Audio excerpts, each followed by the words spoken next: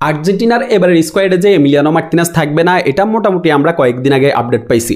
এখন Emiliano Martinez কেন আর্জেন্টিনার স্কোয়াডে নাই, এটা আমরা মিডিয়ার মাধ্যমে জানতে পারছি যে এমিলিয়ানো মার্টিনেজকে এই ম্যাচটার জন্য বিশ্রাম দেওয়া হয়েছে।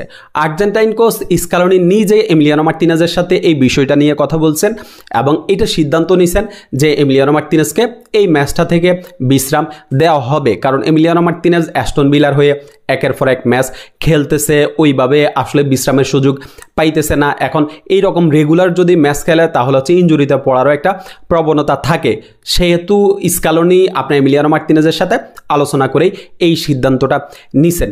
এখন ম্যাচটা যেহেতু অ্যাঙ্গোলার বিপক্ষে ওই যে দুর্বল একটা টিম, সেহেতু এমিলিয়ানো মার্টিনেজ না থাকলেও আর্জেন্টিনা টিমের উপরে আসলে কোনো এফেক্ট পড়বে না। আর স্কালোনি অলরেডি স্কোয়াডটা ঘোষণা করছে, যেখানে গোলকিপার হিসেবে জিরোনামা রুল্লি এবং ওয়াল্টার বেনিতেসকে রাখছে। এখন আমার কথা বলার জায়গায় যেটা, সেটা হচ্ছে যে কিছু বাঙ্গু সাংবাদিককে দেখলাম যে এইটা নিয়ে আসলে উল্টা নিউজ করতেছে। উল্টা নিউজটা কীরকম, আর টিভির হেডলাইন আমি দেখলাম যে আর্জেন্টিনা টিম থেকে বাদ পড়লেন এমিলিয়ানো মার্টিনেজ। একটা বিষয় দেখেন, তাকে হচ্ছে বিশ্রাম দেওয়া হয়েছে, আর বাঙ্গু সাংবাদিক নিউজ করছে যে তাকে বাদ দেওয়া হয়েছে। মানে এইরকম হেডলাইন যদি করে তাহলে হচ্ছে মানুষের কিউরিসিটি বাড়বে, তারা লিঙ্কে ক্লিক করবে, লিঙ্কে ক্লিক করলে ওইখান থেকে কিছু টাকা পয়সা ইনকাম হবে, এই চিন্তা করে এরকম হেডলাইন দিছে। আবার অনেক জায়গায় দেখলাম যে কিছু বাঙ্গুর নাতিরা এইভাবে পোস্ট করতেছে যে অ্যাস্টন ভিলাই ফর্মে না থাকার কারণে Emiliano Martinez Argentina national team থেকে বাদ পড়ছে। মানে ভাই, একটা প্লেয়ারকে হয়েছে বিশ্রাম দেওয়া হয়েছে, আর আপনারা নিউজ করতেছেন কি তাকে বাদ দেওয়া হয়েছে।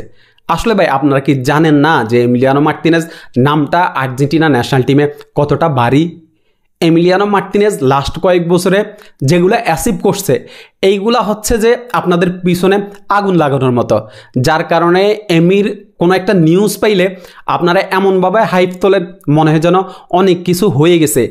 আর এমিলিয়ানো মার্টিনেজ স্কোয়াডে থাকলে ওকে অবশ্যই সুযোগ দেওয়া হবে, যার কারণ হচ্ছে ওকে বিশ্রাম দিয়ে আর্জেন্টিনার যে গোলকিপারটা আছে জিরোনামা রুল্লি, আর্জেন্টিনা ন্যাশনাল টিমের সেকেন্ড চয়েস গোলকিপার, মার্সেইতে খেলেন।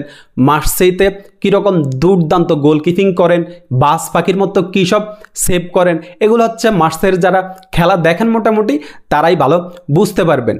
তাই এইরকম একজন গোলকিপারকে যখন আসলে একটা সুযোগ দেওয়া না হবে, তখন আমি বলবো যে ভাই তার প্রতি অবিচার করা হবে। এই যে একটা সুযোগ, এক্সপেরিমেন্ট হচ্ছে স্কালোনি করবে, আর এই এক্সপেরিমেন্ট করার জন্যই হচ্ছে যে এমিলিয়ানো মার্টিনেজকে বিশ্রাম দেওয়া হয়েছে এবং জিরোনামা রুল্লিকে একটা চান্স দেওয়া হবে, যেটা জিরোনামা রুল্লি ডিজার্ভ করে। আপনারা ভাই আশা করব যে এরকম উল্টাপাল্টা নিউজ করবেন না। এমিলিয়ানো মার্টিনেজকে বাদ দেওয়া হয় নাই, এমিলিয়ানো মার্টিনেজকে বিশ্রাম দেওয়া হয়েছে। ধন্যবাদ সবাইকে।